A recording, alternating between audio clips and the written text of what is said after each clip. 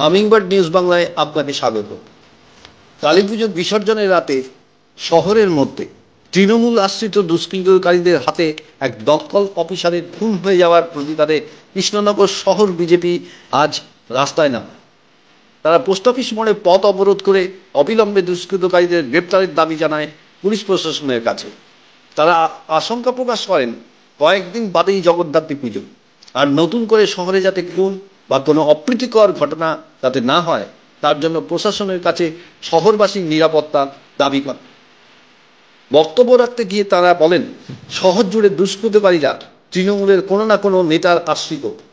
এইসব নেতাদের প্রশ্রয়ে শহরে অরাজকতা তৈরি হয়েছে, তাই বিসর্জনের রাতে একজন দমকল অফিসারকে খুন হতে হয়েছে। এছাড়াও শহরের বিভিন্ন এলাকায় সেদিন ব্যাপক অশান্তির পরিবেশ তৈরি হয়েছিল, কিন্তু পুলিশ কাউকেই এখনো পর্যন্ত গ্রেপ্তার করেনি। এভাবে সন্ত্রাস চলতে থাকলে বিজেপি ভবিষ্যতে আরো বৃহৎ আন্দোলনের নামবে। হামিংবার্ড নিউজ বাংলার পর্দায় দেখে নেওয়া যাক তারা আজ কি করবে।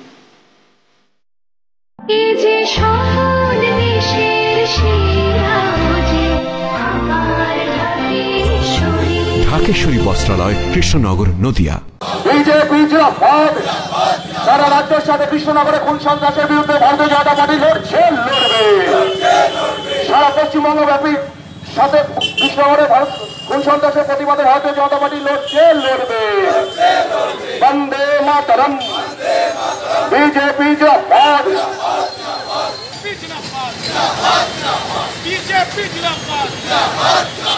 কাটমানি সরকার, কাটমানি সরকার, দুর্নীতির সরকার, দুর্নীতির সরকার, বিজেপি সরকার, বিজেপি সরকার। ভালো ভালো ভারত মাতা কি, ভারত মাতা কি। আমরা সকলেই অবগত আছি যে কৃষ্ণনগর শহরে কালী পুজোর বিসর্জনের দিন একজন কৃষ্ণ নাগরিককে আমরা হারিয়েছি। অত্যন্ত মর্মান্তিক দুর্ভাগ্যজনক ভাবে তাকে টেনে হিজড়ে নিয়ে গিয়ে খুন করা হয়েছে, এবং তার প্রতিবাদে আজকে বিজেপি পার্টি সকলে সম্মিলিতভাবে আমরা কৃষ্ণনগরের রাজপথে আজকে নেমেছি। তা আমরা প্রশাসনের কাছ থেকে, আপনারা সকলেই জানেন যে বিভিন্ন বারোয়ারি এবং ক্লাবকে নিয়ে আমাদের প্রশাসনিক যে বৈঠক রবীন্দ্র ভবনে হয়েছিল, সেই বৈঠকে আমাদের জেলার যে এসপি ম্যাডাম তিনি আমাদেরকে আশ্বস্ত করেছিলেন, কৃষ্ণনগরবাসীকে আশ্বস্ত করেছিলেন যে এইবার যথেষ্ট পুলিশ পোস্টিং দিয়ে খুব সুশৃঙ্খল ভাবে আমাদের প্রত্যেকটা মণ্ডপে মণ্ডপে যেমন নিরাপত্তা থাকবে, তেমনি বিসর্জনের সময় আমরা সেই নিরাপত্তা আরো জোরদার আঁটোসাঁটো করব, কোন রকম অনভিপ্রেত ঘটনা ঘটবে না।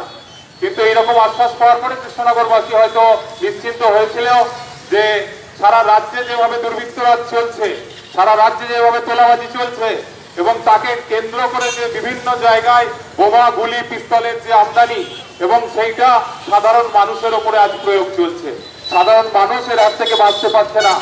তার সেই রকম কৃষ্ণনগরবাসীও আশ্বস্ত হয়েছিলেন যে একটি সুষ্ঠু বিসর্জন আমরা দেখব বা অংশ নেব, কিন্তু দুর্ভাগ্য আমাদের সেটা হলো না। তো তখন এসপি ম্যাডাম তার কথা রাখতে পারলেন না। মায়ের কোল খালি হচ্ছে কৃষ্ণনগর শহরে।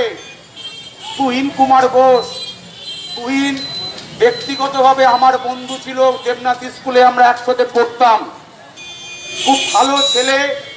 2007-8 সালে চাকরি পায় দমকল বিভাগে, দীর্ঘদিন ধরে দমকল বিভাগে চাকরি করছে। তার একটা মেয়ে আছে, ছেলে আছে।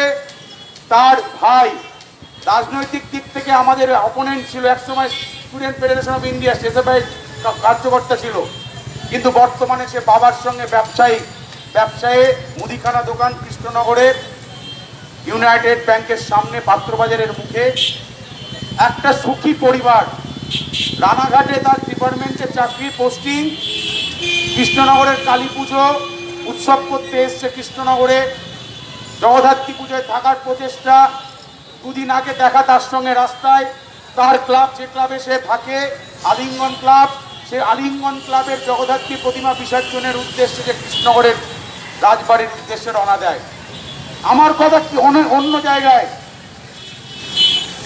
সাংবাদিকরা সেই দিনকে রাতে যখন তুহিন কুমার বোসকে কোপ করা হয়েছে, কোপ করার পর আধ ঘন্টা থেকে 1 ঘন্টা ওইখানটায় সে শুয়ে পড়েছিল। আমি জানি না বন্ধুত্বর ভাষা কি হয় বা বন্ধুত্ব থেকে বড় কিছু হয় কিনা, কিন্তু যে বন্ধুরা ওর সঙ্গে গেল, যে বন্ধুরা মার খেলো, মার খাওয়ার পর পালিয়ে গেল, এবং সেই ছেলেটা 2খানা কোপ খেয়ে, একটা মাজার নিচে আর একটা হাঁটুতে 2খানা কোপ খেয়ে শুয়ে পড়ে থাকলো, রক্তর পর রক্ত। আধ ঘন্টা থেকে 40 মিনিট আগে ধরে সে ওখানটায় দূরে পড়ে থাকলো। 15 থেকে 20 মিনিট আগে যদি হসপিটালে পৌঁছাতো তাহলে আজকে তুহিন কুমার বোস বেঁচে থাকতো। দ্বিতীয় প্রশ্ন, সেইখানে রাতের বেলায় সকালবেলায় তুলে সাংবাদিকরা চলে গেল, বলছে যেখানটায় রক্ত ছাপ ছাপ করে পড়ে আছে সেই রক্তর পাশে মদের গ্লাস। তাহলে একটা কেউ দাঁড়িয়ে ওই মদের গ্লাসের ওখানটায় কেউ যায়নি, কেউ একবারও গেল না। তার পাশে বিয়ারের বোতল সাংবাদিকরা খুঁজে পেল। কিন্তু অদ্ভুত ঘটনা, অন্য কোনো সাধারণ মানুষ, অন্য কোনো লোক ওইখানে গিয়ে একবারও ধরে দাঁড়িয়ে দেখতে পেল না যে ওই ছেলেটা গলির মধ্যে পড়ে আছে। এইখানেই আমাদের প্রশ্ন, এইখানেই আমাদের প্রশ্ন প্রশাসনকে। তার কারণ যে নামগুলো এসছে, যে না যে একজন গ্রেপ্তার হয়েছেন এবং বাদ বাকি 2জনা এখনো পলাতক, এরা প্রত্যেকে তৃণমূল কংগ্রেসের কোন নেতার পেছনে আছেন। এদেরকে স্পষ্টভাবে তৃণমূল কংগ্রেসের নেতারা পোষেন, তার মানে ব্যাকআপ দেন। এই কৃষ্ণনগর শহরে কালী পুজোর বিসর্জনের আগের দিন ভোর 3:30 4টের সময় জজকোট বারোয়ারির পাশে পুজো হয়, অ্যাম্বিশন 22 নম্বর ওয়ার্ড। সেই 22 নম্বর ওয়ার্ডের পুজো হয় রাত 3:30 4টের সময়।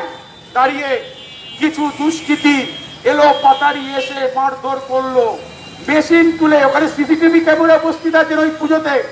ওই সিসিটিভি ক্যামেরার মধ্যে পাওয়া যাবে যে মেশিন তুলে ওই অ্যাম্বিশন ক্লাবের ওখানে ঘুরিয়ে চলে যাচ্ছে। তা মহিলাদের কোপ মারা হয়েছে ওইখানে দাঁড়িয়ে, সিসিটিভি ক্যামেরায় উপস্থিত। ওই ছেলেগুলো কে, কারা? তারা কোনো না কোনো সময় তৃণমূল কংগ্রেসের কোনো না কোনো নেতার পেছনে পেছনে ঘুরে বেড়ায়। তারা পোষেন তৃণমূল কংগ্রেসের নেতারা, তাদেরকে হেল্প করে, তাদেরকে পুষে বেড়ায়। তাহলে তৃণমূল কংগ্রেসের নেতারা আজকের দিনে দাঁড়িয়ে এই কৃষ্ণনগরের দাঁড়িয়ে তুহিন কুমার বোসের মৃত্যুর জন্য দায়ভার কেন নেবে না? কেন ওখানটায় দাঁড়িয়ে যে মহিলাগুলো কোপ খেলো, 4 থেকে 5 জন কোপ খেলো, তারা কেন ওখানটায় দাঁড়িয়ে তৃণমূল কংগ্রেসের নেতারা দায়ভার নেবে না? কেন নেবে না বলবো, কি জন্য নেবে না?